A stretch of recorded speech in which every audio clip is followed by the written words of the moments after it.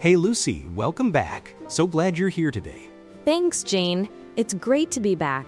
I'm really looking forward to our chat today, especially since it's about something I think we all need more of in our lives. Absolutely. We're talking about hobbies, right? Like, what do you actually like to do when you're not working or doing chores? What fills that free time bucket for you? Exactly. It's such a fundamental question, isn't it? But sometimes I feel like people struggle to answer it. We get so caught up in the grind that we forget to nurture those personal passions. You know, that's so true. I've had conversations where I've asked friends, so, what do you do for fun? And they kind of just stare blankly, or they say, oh, I watch TV. Which is fine, but it's not quite the same as a dedicated hobby, is it? Right? TV is great for unwinding, absolutely, but a hobby usually involves a bit more active engagement, a bit more intention.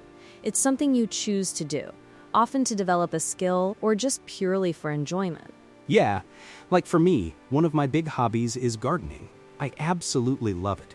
There's something so incredibly grounding about getting my hands dirty, watching something grow from a tiny seed, nurturing it. It's a real passion. Oh, I remember you talking about your tomato plants last summer. They were legendary. Do you have a specific type of gardening you're really into, like vegetables, flowers, herbs? A bit of everything, honestly. I started with herbs because they're pretty forgiving, you know? Then I moved on to vegetables, which is incredibly rewarding when you can actually eat what you've grown. And now I'm dabbling in perennial flowers, trying to create a pollinator-friendly space. That's amazing! I always admire people with green thumbs. Mine is more of a brown thumb, unfortunately. I tend to kill most things I touch. But for me, one of my long-standing hobbies is reading, like proper physical books. Oh, I love that. There's nothing quite like the smell of a new book or flipping through the pages. What genres are you usually drawn to? Definitely fiction, especially historical fiction or fantasy. I love getting lost in another world, you know? It's my ultimate escape. And I'm part of a book club, which adds a lovely social element to it too. We meet once a month, discuss the book, sometimes we love it, sometimes we passionately disagree. It's great. That sounds fantastic. Having that community aspect can really elevate a hobby, can't it? It goes from being a solitary activity to something you share. Totally. And I think that's one of the key benefits of hobbies. They can be a great way to connect with people who share similar interests. Speaking of which, have you ever picked up a hobby just because a friend was doing it? Oh, absolutely. I tried knitting for a while because my friend Sarah was making these gorgeous scarves. I thought, how hard can it be? Turns out, for me, pretty hard. My scarves looked more like lumpy, misshapen blankets for a very small, oddly proportioned animal. I know that feeling. My grandmother tried to teach me to crochet once, and I ended up with what she politely called a coaster for a very large, lopsided mug. It definitely takes a certain kind of patience, I think. It really does. And you know, that's okay. Not every hobby you try is going to stick. And that's part of the journey, I think. It's about exploring what genuinely brings you joy and a sense of accomplishment. Exactly. It's like dating for your free time. You try a few things, some are duds, some are just meh, and then you find the one that really clicks with you. Or a few ones. Yeah, exactly. So besides reading, do you have any other hobbies you're really passionate about, or something you've picked up more recently? Well, I actually started dabbling in photography, mostly nature and street photography. I got a decent camera a few years ago, and initially it was just for holiday photos. But then I started watching tutorials, learning about composition, lighting, and it's become this whole new creative outlet. That's fantastic. I've seen some of your photos, they're really striking. What do you love most about it? I think it's the way it forces you to really see the world around you. You're constantly looking for interesting angles, light, patterns. It makes you slow down and appreciate details you'd normally just walk past. And then there's the satisfaction of capturing a moment, freezing time. I totally get that. It sounds a bit like gardening in that sense, doesn't it? Both make you more observant of your surroundings, more connected to the present moment. It really does. And it's a great way to de-stress. When I'm out with my camera, my mind isn't wandering to work emails or deadlines. It's completely focused on what's in front of me. That's a huge benefit, isn't it? I think for a lot of people, hobbies are actually a form of self-care. They give you a break from the everyday, a chance to recharge your mental batteries. Absolutely. It's like hitting the reset button. And it's not just about relaxation. Sometimes it's about challenge, too. Like I recently tried rock climbing with a friend. I was terrible, absolutely terrible. My arms felt like jelly. Oh wow, rock climbing. That sounds intense. What made you want to try that? My friend is super into it, and she kept telling me how much fun it was, how it's like solving a puzzle with your body. And I thought, why not? I'm always open to new experiences, even if they make me feel completely out of my element. That's a great attitude to have. Did you enjoy it, despite the jelly arms? I actually did. It was incredibly challenging, both physically and mentally. I didn't get very high, but the feeling of figuring out even a small section or just pushing past what I thought I could do was really rewarding. I'm not sure it'll become a regular hobby for me, but I'd definitely try it again. That's cool. It reminds me of when I tried pottery a few years ago. I thought it looked so elegant and calming on TV, you know? Like Patrick Swayze and Demi Moore in Ghost, all romantic. My experience was significantly less romantic. More like a messy wrestling match with a lump of clay that refused to cooperate. Oh no, did you end up with anything recognizable? I made what was supposed to be a bowl, but ended up looking like a slightly depressed, very asymmetrical ashtray. But you know what? Even though I wasn't good at it, I learned a lot. I learned that I'm not very patient with things that require absolute precision, and that's okay. And it made me appreciate the skill of actual potters so much more. That's a really good point.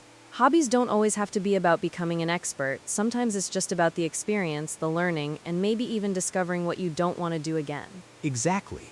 It's all part of self-discovery, isn't it?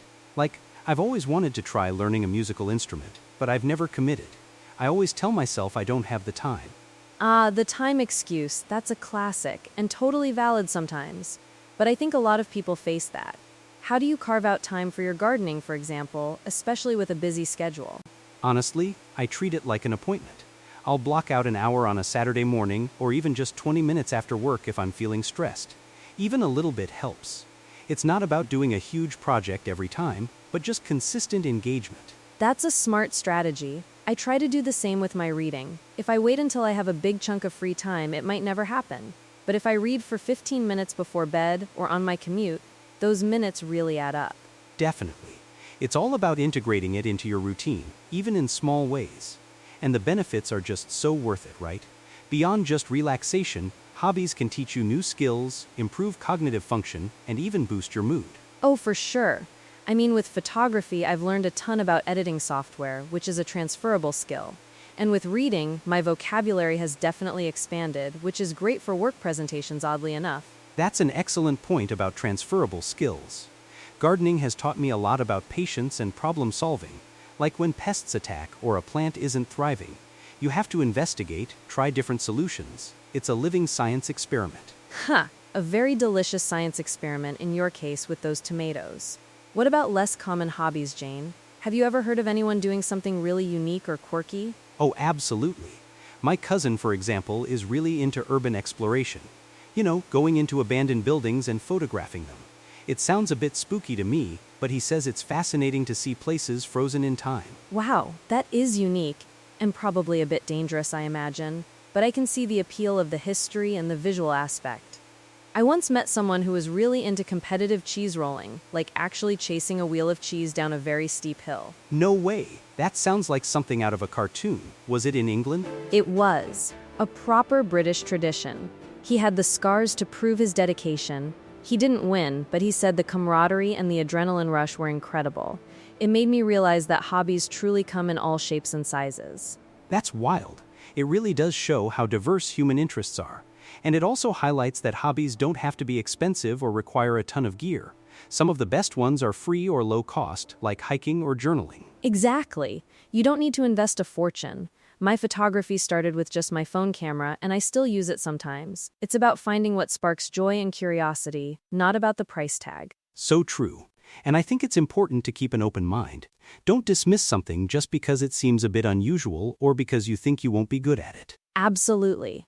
My advice to anyone looking for a new hobby would be, try everything once. You never know what's going to click. Maybe it's cooking, maybe it's learning a new language, maybe it's building model trains. Or competitive cheese rolling. You just never know. But seriously, having something outside of work or daily responsibilities that's just yours, just for enjoyment and personal growth, is so vital for overall well-being. It really is. It gives you an identity beyond your job title or your family role. It's a way to express yourself and feel fulfilled. Definitely. So, to wrap things up, Lucy, what's one piece of advice you'd give to someone who feels like they don't have any hobbies or don't know where to start? I'd say, think back to what you enjoyed as a kid. Did you love drawing, building things, exploring? Sometimes our childhood passions hold clues to what we'd enjoy now. Or just pick something random that sounds mildly interesting and give it a real, honest try for a month. That's brilliant advice. I love the childhood passions idea. And I'd add, don't worry about being good at it. The point of a hobby isn't perfection, it's the process, the enjoyment, and the escape. Perfectly said, Jane. It's all about the joy of doing, isn't it? It really is. Well, Lucy, this has been such a fun and insightful conversation. It actually makes me want to go tend to my garden right now. And I'm off to dive into the next chapter of my current book. Thanks for having me, Jane. It's always a pleasure. Thanks to all of you for listening.